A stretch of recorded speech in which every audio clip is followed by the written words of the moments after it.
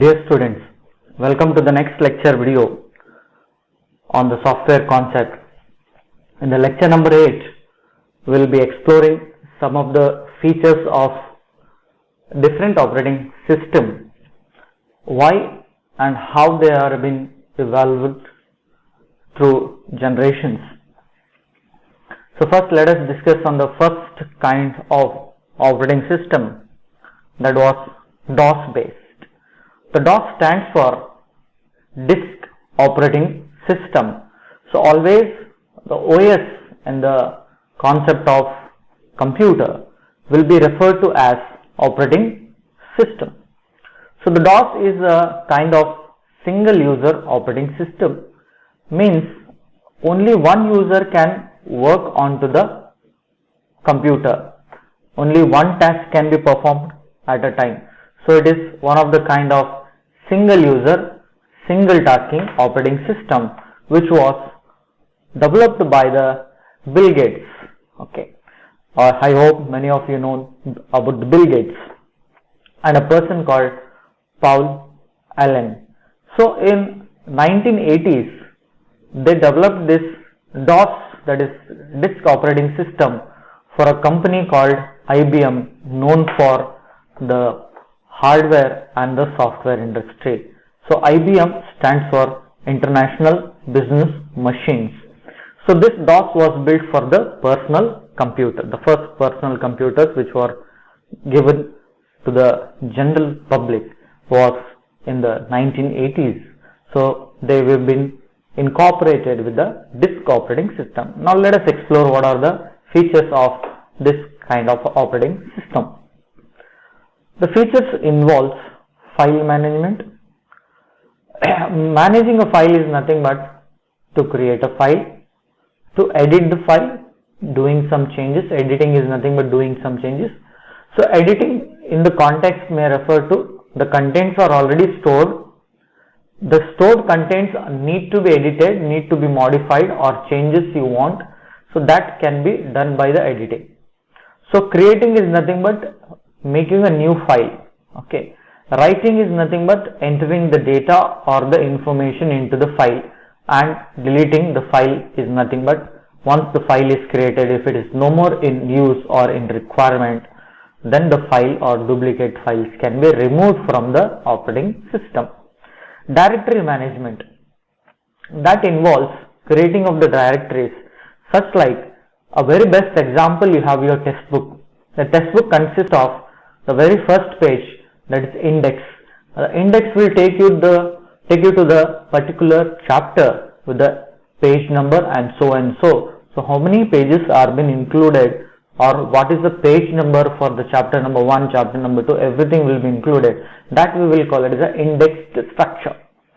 Similarly, if the file are stored in an hierarchy, that is in C drive, D drive, in D drive again there is a folder, again in that folder there is again another folder, and the file is present, that we will call it as a hierarchy or directory. So directories can be created, it can be changed, you can search for the directory whatever you want, and you can delete the directory whatever it is present. The next thing is the memory management. Managing the memory is very much important. It involves giving the memory space and freeing up the memory space if it is not in use. So the space is been given, or we will call it as allocation. So allocation of memory space is very much important for the process to execute or the program to execute. So whenever the program is going to get executed, the memory is been or the space is been given or allocated, and whenever it finishes its job and the memory is not in use or no more required, then we will be removing the memory space, that is called as the deallocation of the memory. So the operating system does this job of giving the memory and freeing up the memory space, making the computer environment comfortable. Common interpreters, okay, that is what we have studied, a kind of a translator. So translators is also present, which translates the commands that you type. So basically this is a kind of CUI, command user interface where command need to be typed and they need to get executed. So these commands are being interpreted by a command interpreter and the programs or the commands are executed, and these are called as the DOS functions. The DOS also involves the utility programs. We have discussed what is utility program and other kind of application programs also. Execution of the program to load and execute user program, retrieving error codes, rerunning the program are all the part of the disk operating system. That is program which loads, executes the user program. If there are any errors are there, after removing the common bugs by the programmer, it can be rerun or rescheduled for execution. So that are the features of the DOS operating system, that is disk operating system. The next kind of operating system is the Unix operating system, which was developed by Dennis Ritchie and Ken Thompson. The Dennis Ritchie, a scientist, a developer known for C language, he developed the very famous language which is still in use. In the 1985, he developed the Unix software for a company called Sun Microsystems, which was the original developer of Java programming language also. Later, the Java was sold to the company called Oracle for the business purpose. So the Dennis Ritchie developed this Unix operating system for the Sun Microsystem. The features of the Unix operating system are hierarchical file organization, that is directory type of file organization, portability, that can be programs can be run or files can be opened from one operating system to the another operating system. Many users can log in at a time and many tasks can be done, so it supports multi-user and multitasking. It supports the kernel and the shell programming, that is thread and shell programming can also be done, where at the lowest level of operating system I can change anything, and it is machine independent. It does not depend on hardware and the software whatever are there on the machine. Irrespective of the hardware and the software, this particular piece of code is going to get executed same. It also provides excellent tools and tool building utilities. The tools that are like, for example, you take MS Paint is a tool that is present in the Microsoft Office used for painting. Similarly, the Unix operating system is having some of the built-in tools that are used for different purposes, that can be used for creating a C program, or the building tools that can be used for editing the photos, editing music. All those things can be built in with the excellent tools. The next kind of operating system is the Linux operating system. Linux operating system was initially developed by a Finnish university student. So Linus Torvalds, he is the person who developed it, and it is freely available. Anybody can download it from the site that is called as www.linux.org, that is organization. So it is an open source software which is freely available and you can modify also. So because it is freely available and the code is visible, anybody can modify to their extent. Not everything, but a little bit type of modification is supported. So supports kernel programming, which provides access to the software and hardware resources. Depending upon what hardware and the software resources I am using, I can change out the accessing of the hardware and the software resources. It is open source development operating system. That means the software is freely available. As I said, open source means source, as I told you, it is a code that we write, a program that we write. Open source means open code. Code is visible. Now let us consider an example. You have a mobile, different company gives you mobiles. Like you have iPhone, you have Nokia, you have Oppo, you have Vivo, you have Xiaomi, Redmi, Samsung, different companies. So can you see the code written in the Android operating system which is developed by the Google company? No. You know only the operating system which is involved, like operating system which you are using the version of. But whereas the code, how it is written, is not visible. So we'll call it as an closed end software where the source code is not visible.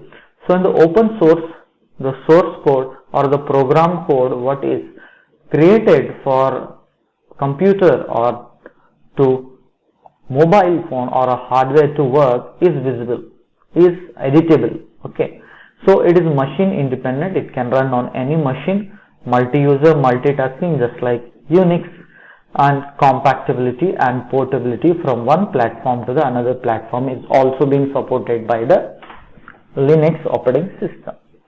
The next kind of operating system is the Solaris.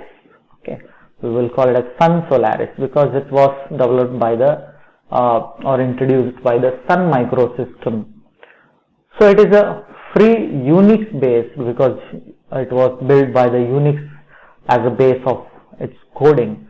So operating system which is provided by the Sun Microsystem in 1992. Advantages of or the features of this kind of operating system involves advanced networking capacity. Networking is the ability of two or more computers to get connected through the help of wire or wireless through Wi-Fi or other kind of infrared radiations or other kind of radio waves or satellite waves. So two or more computers are getting connected for the purpose of sharing the resources. The resources can be hardware resources just like printer, scanners, or the resources can be software resources such like the software like Tally, the software like antivirus that can be supported or can be scanning all the system. So the capacity is going to support the wireless and high throughput of network, that means using the high internet speed. Facilitate zoning security, that means when the network is been established, it is established within a stipulated zone, that means within a building, that will call it as zone. The zone is only within the building. So the Solaris operating system is going to provide us a kind of zoning security. Okay, so here the user interface for internet browser is given, and the multimedia player like you have VLC media player and all those kind of KM media player, okay, MX media player. So and the Office suite that includes Microsoft Office package like MS Word, MS PowerPoint and MS Excel. All those Office suites are pre-built or available. So managing the hardware usage for a particular application is also possible. So hardware management is the main content that Sun Solaris will provide. The next kind of operating system is the Windows 7, though it is a bit older one, but we need to discuss it. So 7, which was the most recent client version from the Windows, which was developed by Microsoft. The features are a redesigned taskbar, okay, and multi-touch support. You can touch also. Better search options for files and documentation, sharing of files, folders along the users in the network operating system. Automatic defragmentation, that means arranging the files in some order.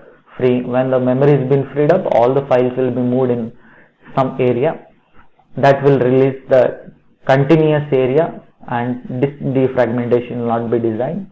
So it is designed for the 64-bit machine, okay, and it can also support 32-bit operating machine with a smaller RAM size also. So the minimum of 1 GB of RAM should be there for the Windows 7 and later version. So bundled with Internet Explorer 8 version. So Windows 7 also comes with energy management, that is going to put the inactive devices in the sleeping mode. So when the particular device is not in use, like monitor is not in use or the printer is not in use, it will put the device in the sleeping mode and supports even wireless facility on moving from one place to another place. So better security than the other version, supports multi-core processor, okay, dual core, core to duo, all less. So simple pairing of network establishment is very easy, or connecting from one computer to another computer is very much easier. Then we have a home network system that we will call it as home group, where you can share your files along with data, whatever you want. So Windows 8, which was developed in 2012, which was touch user interface. There you can touch the operating system screen and click on, like just you click on the mobile phone, to choose or to select anything from the mobile. So the features are, user interface has been developed such like it is aiming the computer to become a tab, we'll call it a tablet computer, and touch screen devices without taskbar. No taskbar will be there at the bottom. Safety and security was been increased. Online services, betterment and functionality was also increased. Like you have Play Store, Windows comes with the Windows Store application where different applications are available. Secure boot, which prevents usage of bootkits, that is virus loading into the multiple operating system. The next very kind of operating system is one of the first mobile operating system, that is a Symbian operating system. Now all of you have remembered your fathers and forefathers were using a Nokia mobile phone, 1100, all that mobile phone. So Nokia was like in the Zoom. Now when the smartphone industry started, that is development of 2G and 3G mobile phones started, the mobile phones need to be interfaced with an operating system. So the Nokia company decided to go with the Symbian operating system. So it is an operating system for a mobile phone which is used by the Nokia, advanced or data smartphones. The Symbian operating system was designed to basically specify the requirement of 2G and 3G mobile phones. Later, the Google jumped into the operating system for the mobile phone and they developed the Android operating system. Because the Android operating system was very flexible, many applications were available on the Android phone. Nokia resisted to move from Symbian to Android operating system. Because of that, the Nokia company got closed and it was sold out for the Microsoft.